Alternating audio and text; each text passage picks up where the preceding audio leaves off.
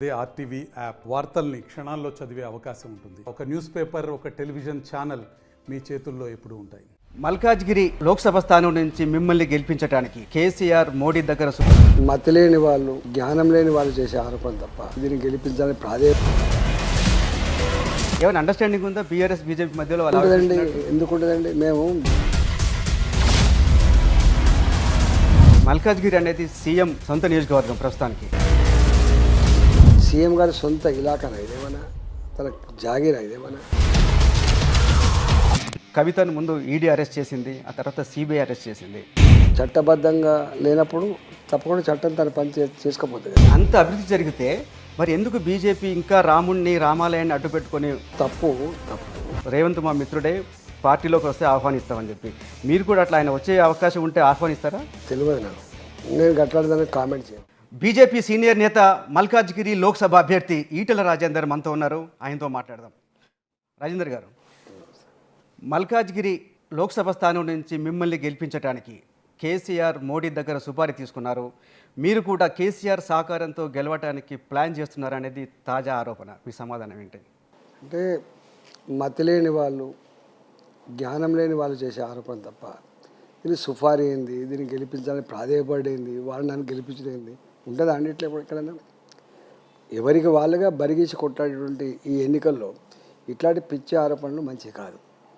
మీరు ఒక్కలే కాదు, మీతో పాటు మరో 4 బీజేపీ అభ్యర్థిని గెలిపించడానికి కూడా కేసీఆర్ సుపారీ తీసుకున్నాడని చెప్పేసి స్వయంగా ఈ రాష్ట్ర ముఖ్యమంత్రి రేవంత్ రెడ్డి ఆరోపించారు. ఆయన ముఖ్యమంత్రి గారు అయిన తర్వాత బాధ్యతాయుతంగా మాట్లాడాలి. ఏదైనా మాట్లాడితే సమాజం కూడా యాక్సెప్టెన్స్ రావాలి తప్ప, ప్రజలు ఆమోదించాలి తప్ప అసహించుకుంటూ నవ్వుకుంటున్నారు ఆ మాటను చూసి.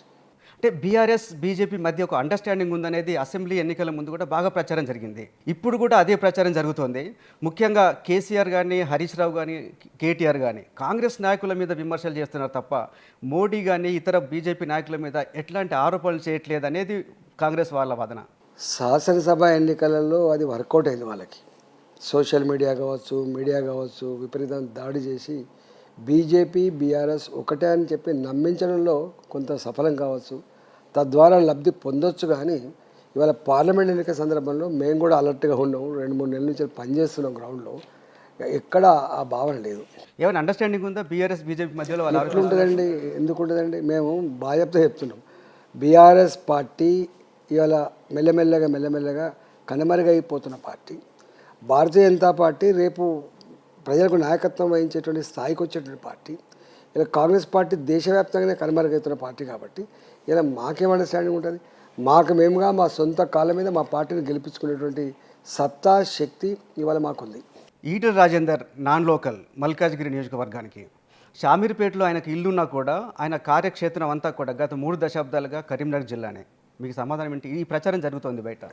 ఈటెల రాజేందర్ అంటానికి ఇంకా గట్లాంటి చిన్నగా మాట్లాడేటోళ్ళు కురుస మనసులు మాట్లాడతారు తప్ప నాకు లోకల్టీ ఏంటండి. నేను ఆదిలాబాద్ నుంచి మొదలుపెట్టి ఆలంపూర్ వరకు, భద్రాచలం నుంచి మొదలుపెట్టి పరిగి వరకు ఏ జిల్లాకు పోయినా, ఏ నియోజకవర్గానికి పోయినా ఒక 5 నిమిషాలు ఆగితే 50 మంది నాతో ఫోటో దిగి. మీరు ఎప్పుడు ఇక్కడ పని చేయలేదు కదా, మీకు ఇక్కడ పరిచయాలు కానీ మిమ్మల్ని ఓన్ చేసుకుంటారు ఈ ప్రజలు? అసలు నేను ఒక్క దగ్గర కాదండి, యావత్ తెలంగాణ పనిచేసాను. నేను మంత్రిగా ఉంటే ఒక కాన్స్టిట్యూన్సీకి పనిచేస్తారా చంద్రబాబు గారు?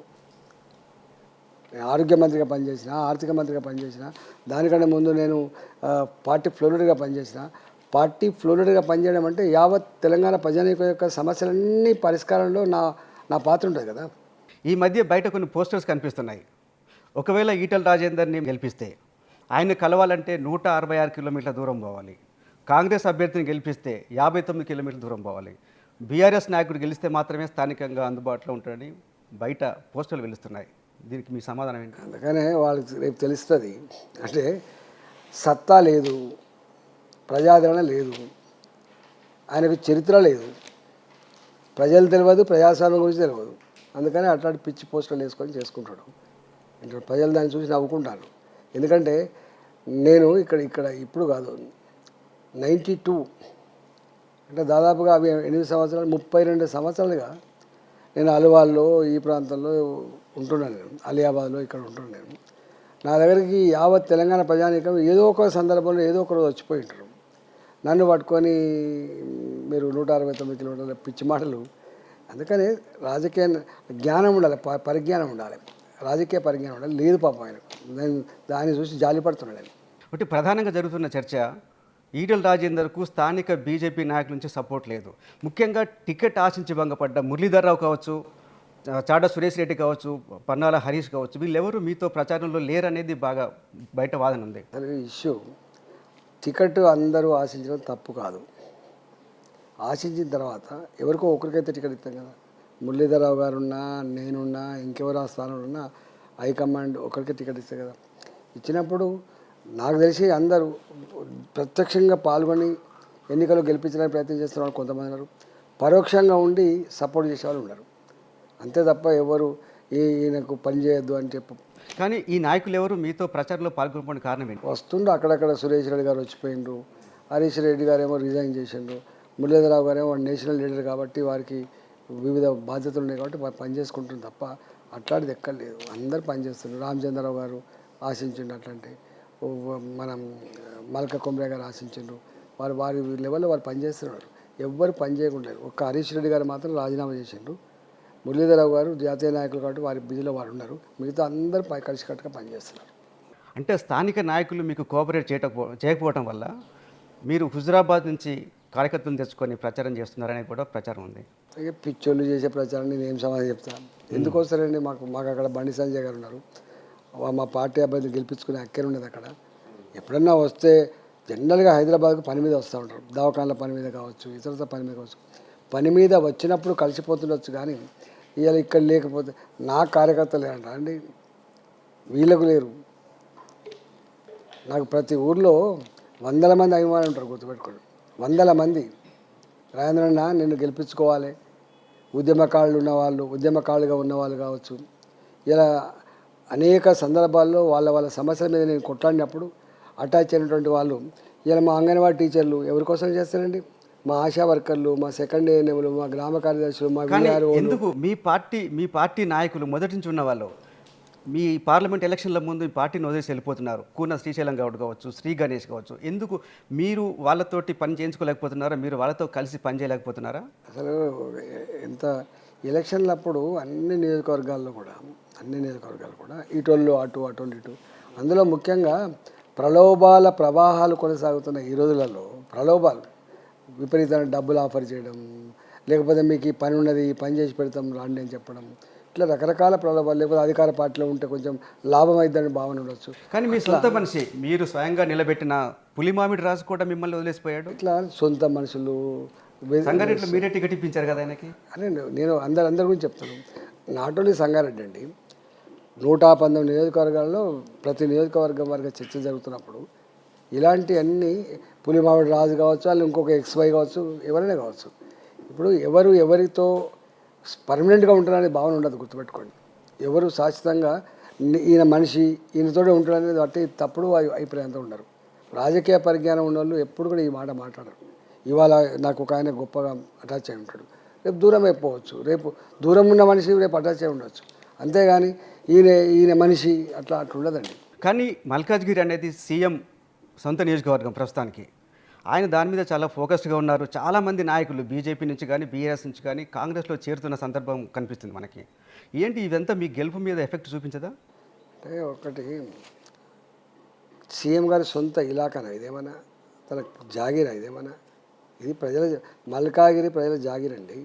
వారు కొడంగల్ కూడా కాదు, వారు వేరే నియోజకవర్గం పోయి కొడంగల్లో పోటీ చేస్తారు. నేను తప్పు పట్టను, ఎందుకంటే ఆయన ఎక్స్పోజ్ లీడర్ కాబట్టి కొడంగల్ అయినా పోటీ చేయొచ్చు, మల్కాగిరిలో అయినా పోటీ చేయొచ్చు, రేపు ఇంకో జాగాలైనా పోటీ చేయొచ్చు. నేను దాని మీద అంత చిన్నగా మాట్లాడతాను. కానీ ఇవాళ మల్కాగిరిలో ఈటల రాజేందర్ గారు ఎందుకు ఇక్కడ ఈటల రాజేందర్ గారి నేటివిటీ ఏందని చెప్పి అడుగుతున్నారు చూసారా, దాని మీద ప్రజలు నవ్వుకుంటున్నారు. కానీ చాలామంది బీజేపీ నుంచి కూడా వెళ్ళి కాంగ్రెస్లో చేరుతున్నారు. దాదాపు ప్రతిరోజు మనం చూస్తున్నాం కాంగ్రెస్లో కండవాలు కప్పుకుంటున్న పరిస్థితి. తప్పండి, ఎక్కడ లేదు పెద్దగా. ఇద్దరు, ఒకటి కూన శ్రీశైలం గౌడ్ గారు, వారు కాంగ్రెస్ పార్టీ గతంలో ఉండే, వారికి ఆ సంబంధాలు లేవు కాబట్టి వారికి ఏం అవసరం ఉందో వారు వెళ్ళిపోయారు తప్ప పెద్ద ఎక్కడ ఎవరు వెళ్ళిపోలే. మీరు మీ టీవీలు మీకు సెన్సేషనల్ న్యూస్ కావాలి కాబట్టి మీకు ఇట్లాంటివి వేయాలని చెప్పి కుతూహలం ఉంటుండొచ్చు, కానీ అదర్వైజ్ ఇక్కడ భారతీయ జనతా పార్టీ నుంచి వెళ్ళి కాంగ్రెస్ పార్టీకి పోయిన చరిత్ర ఎక్కడ లేదు పెద్దగా. మీ ప్రత్యర్థి హుజురాబాద్లో ప్రత్యర్థి కౌశిక్ రెడ్డి అంటున్నాడు హుజురాబాద్లో చెల్లని రూపాయి మల్కాజ్గిరిలో చెల్తుందని. ఆయనకి ఏం సమాధానం చెప్తారు? ఎవరికి ఎక్కడికి వెళ్తుందో ఇలా కేసీఆర్ వెళ్తలే కదా. ఇలా అంత పెద్ద దేశంలో నేనే గొప్ప అని చెప్పబడే ఈ కేసీఆరే ఇప్పుడు ముఖం చెల్తలేదు. ఫస్ట్ వాళ్ళు ఎక్కడ పెట్టుకుంటారో వాళ్ళు ఆలోచన చేసుకోవాలి. ఇతరులను విమర్శించే ముందు సోయి ఉండాలి. మా స్థానం ఏంది, మా స్థాయి ఏంది, ఇప్పటి మా పరిస్థితి ఏందో వాళ్ళకి అర్థం కావాలి. తెలంగాణలో బీజేపీకి ఎన్ని సీట్లు వస్తాయి అనుకుంటున్నారు లోక్సభ ఎన్నికలు? 12 సీట్ల పైబడి వస్తాయి. కానీ నిన్నే ఒక సర్వే వచ్చింది, ఏబీపీ ఓటర్ సర్వేలో కాంగ్రెస్కు 10 సీట్లు, బీజేపీకి 5 సీట్లు, బీఆర్ఎస్కి 1, ఎంఐకి 1 సీట్ వస్తుందని వాళ్ళ సర్వేలో చెప్తున్నారు. అంటే మీరేంటి అన్న ఓవర్ కాన్ఫిడెన్స్తో ఉన్నారా? సర్వే సంస్థలకు అందనటువంటి అంతరంగం ప్రజలలో ఉంది. వచ్చే ఎన్నికల్లో మోడీ గారే మళ్ళీ ప్రధానమంత్రి కావాలి, భారతీయ జనతా పార్టీ అధికారంలోకి వస్తేనే శాంతి, అభివృద్ధి, ఆత్మగౌరవం, మన సంస్కృతి, మన సాంప్రదాయాలు కాపాడబడుతున్నటువంటి భావన ఉంది. కాబట్టి అసలు ఇవరి ఖమ్మం, మీరు ఎప్పుడు బీజేపీకి ఎవరు ఓటైనటువంటి ఖమ్మంలో కూడా ఈసారి బీజేపీ ఓడుతారని మహిళలు అంటున్నారంటే ఇలా బీజేపీ గెలవాలని చెప్పి ప్రజలు అనుకుంటున్నారంటే అర్థం కావాలి వాళ్ళకి. అసలు ఒక తెలివని ఒక అండర్ కరెంట్, ఒక తెలివని అనేక రకాల శక్తులు ఇలా బీజేపీ గెలుపు కోసం ప్రయత్నం చేస్తున్నాయి. బీజేపీ జాతీయ నాయకులు నడ్డా కావచ్చు, మోడీ కావచ్చు, అమిత్ షా కావచ్చు, ఎప్పుడు వచ్చినా కూడా మీ మీద ప్రత్యేకమైన ఫోకస్ ఉంటుంది, మీ దగ్గర మీకు చాలా ఇంపార్టెన్స్ ఇస్తారు. అంటే పార్టీలో ముందు నుంచి ఉన్న వాళ్ళకంటే మీకు ప్రాధాన్యత ఇస్తుంది. ఏం జరిగింది, ఏం చేస్తున్నారు మీరు? అంటే అట్లా తప్పండి, అందరి మీద ప్రేమ ఉంటుంది, అందరినీ ప్రత్యేకంగా మీ దగ్గరకు వచ్చి మిమ్మల్ని పలకరించి మీతో ప్రత్యేకంగా మాట్లాడుతుంటారు. అందరితో మాట్లాడతారు, గట్లేమన్నా అది మీ పర్సెప్షన్ కావచ్చు. కానీ మా నాయకులు అధినాయకత్వం అందరి పట్ల సమభావన, అందరూ బాగుపడాలని, అందరూ గెలవాలని, అందరూ ఎదగాలని కోరుకుంటారు మా పార్టీ. ప్రజల్లో ఉన్న అవగాహన మీకు ప్రత్యేకమైన ప్రాధాన్యత ఇస్తున్నారనేది బహుశా ఇదే ఏమన్నా మీ పార్టీ రాష్ట్ర నాయకుల్లో మీ పట్ల ఏమన్నా ఈర్ష్య, ద్వేషం పెరిగే అవకాశం ఏమైనా ఉందా? ఈర్ష్య లేదు, ద్వేషం లేదు, ఏముందని చెప్పి ఈర్ష్య ఉంటుంది. మీకు నాయకత్వం అంతా ప్రాధాన్యత ఇవ్వటం అనేది చాలామంది నచ్చకపోవచ్చు కదా. అదంతా తప్పు. బీఆర్ఎస్ పార్టీ ఎమ్మెల్సీ కవితను ముందు ఈడీ అరెస్ట్ చేసింది, ఆ తర్వాత సిబిఐ అరెస్ట్ చేసింది. ఈ అరెస్ట్ మీకేమైనా ఉపయోగపడుతుందా రాజకీయంగా? మాకేం ఉపయోగం అండి, అదంతా రొటీన్గా జరిగినటువంటి సంఘటనలు. చట్టబద్ధంగా లేనప్పుడు తప్పకుండా చట్టం తన పని చేసుకోపోతుంది కదా. కానీ అసెంబ్లీ ఎన్నికలకు ముందు ఈ కవితను అరెస్ట్ చేసి ఉంటే పార్టీ బెటర్గా పర్ఫామ్ చేసేదనే వాదన కూడా మీ పార్టీలో ఉంది. అందుకోసమే ఏమన్నా కవితను అరెస్ట్ చేయడం జరిగిందా? దాంతో ఎన్నికల, శాసనసభ ఎన్నికలకు కానీ పార్లమెంట్ ఎన్నికలకు కానీ కవిత అరెస్ట్ మాకు సంబంధం లేదు. కవిత అరెస్టు వాళ్ళ సిబిఐఓ, వాళ్ళ ఈడీఓ వాళ్ళు చేసిన పనుల మీద ఆధారపడి విచారణ ఉంటుంది తప్ప, దాని మీద ఆధారపడి చర్యలు ఉంటుంది తప్ప మాకేం సంబంధం అండి. కవిత లిక్కర్ కేసులో ఉన్న విషయాన్ని మొట్టమొదటిసారి బయటపెట్టింది బీజేపీ నాయకులే. ఢిల్లీ ఎంపీ మొట్టమొదటిసారి చెప్పారు. సరే, ఎవరు చెప్పినా కూడా ఒకటైతే సత్యం, ఇన్వాల్వ్ అయినరు అనేది మాత్రం నిర్ధారించబడ్డది. దీంట్లో ఎవరు తప్పించుకోవడానికి ఆస్కారం లేదు. అంతకుముందు ఈడీ ఏంది, బోడీ ఏంది, రాజకీయ కక్ష, ఇవన్నీ చెప్పినరు. ఇలా కోర్టు ఉంది కదా, సుప్రీంకోర్టు అంటే చట్టబద్ధంగా ఉన్నటువంటి, చట్టబద్ధంగా ఎన్నుకోబడినటువంటి ప్రజాప్రతినిధులు చట్టాన్ని గౌరవించకపోతే ఎట్లా, చట్టాల మీద విశ్వాసం లేకపోతే ఎట్లా చెప్పండి.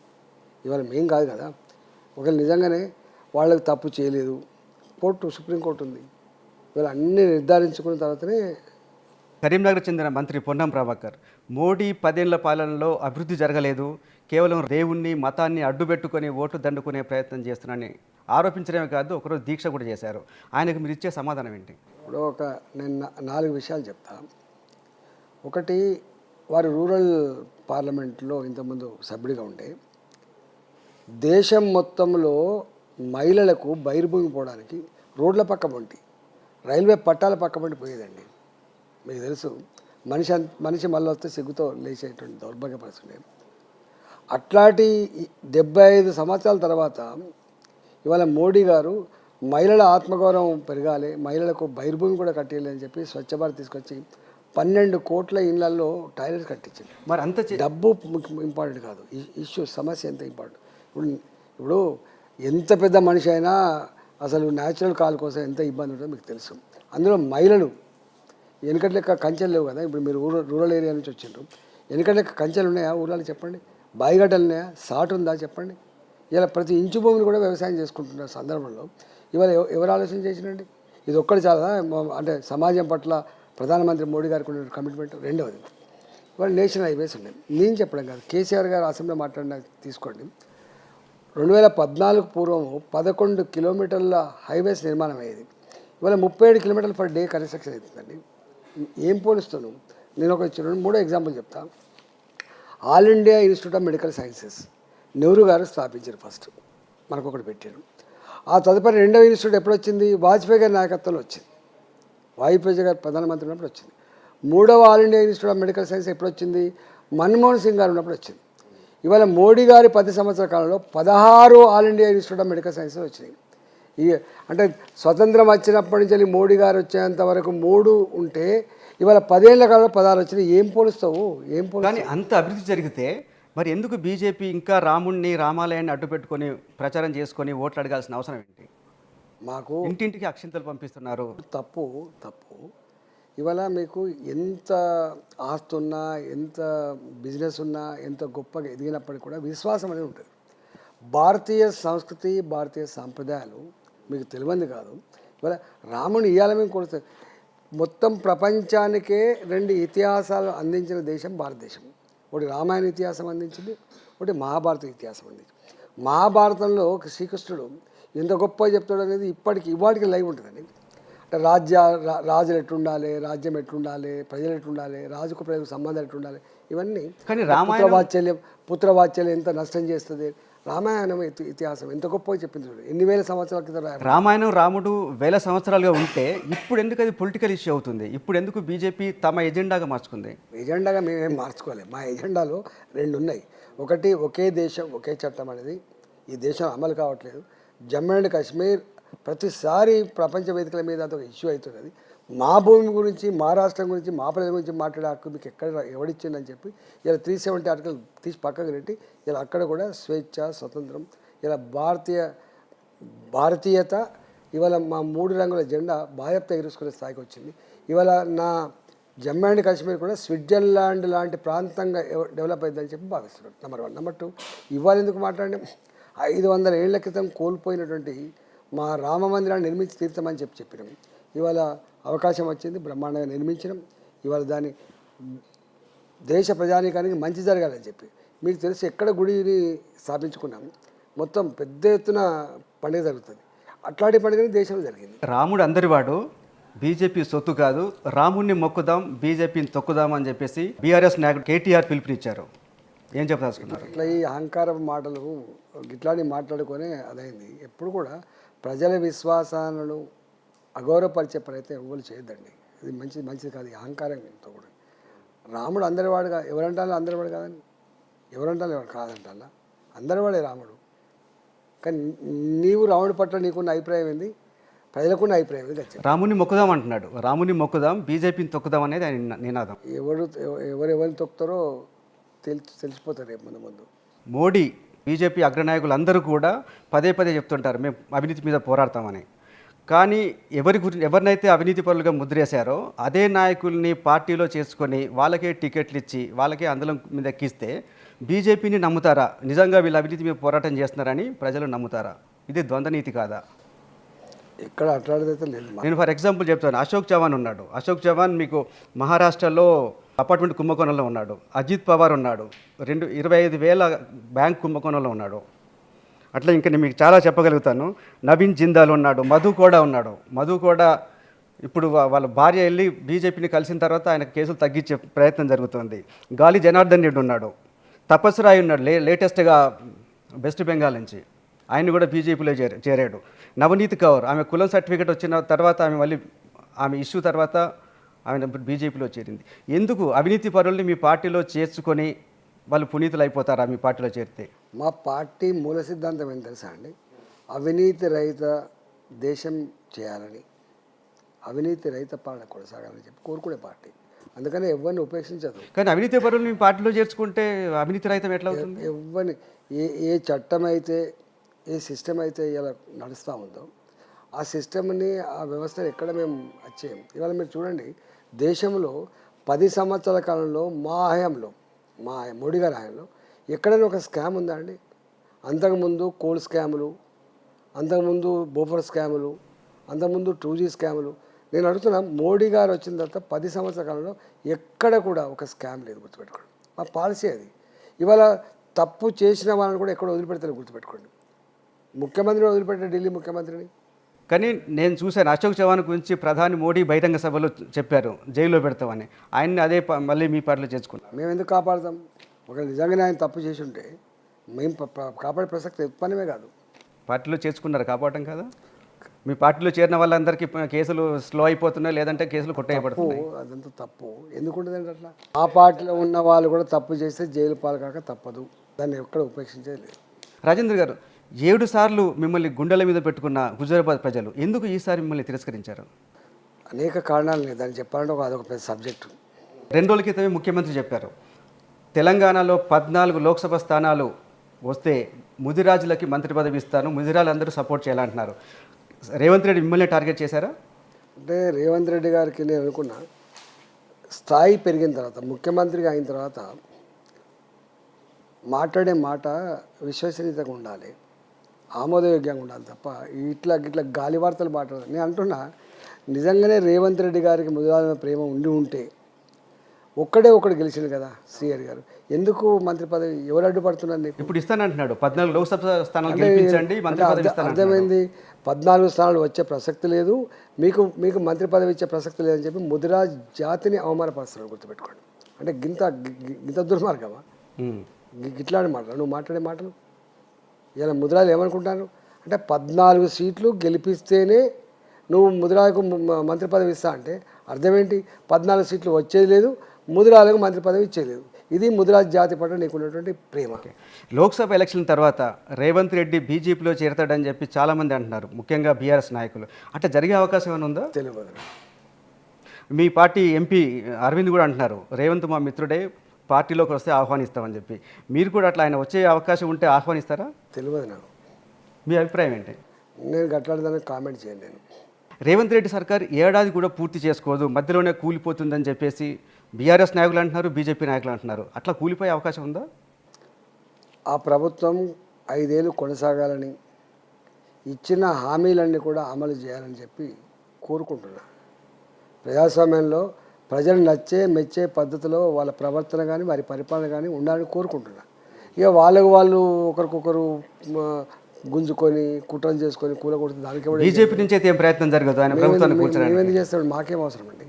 అంటే ఏకనాథ్ షిండేలను తయారు చేస్తారనే వాదన కూడా వస్తుంది. ఏకనాథ్ షిండే మళ్ళీ చెప్తున్నా, ఏకనాథ్ షిండే గురించి తప్పుడు ప్రచారం జరుగుతుంది. కానీ ఏకనాథ్ షిండే ఇప్పుడు బాల్ ఠాకరే పార్టీ భారతీయ జనతా పార్టీతో కలిసి పోటీ చేసిండ్రు, మిత్రపక్షం కలిసి గెలిచిండ్రు.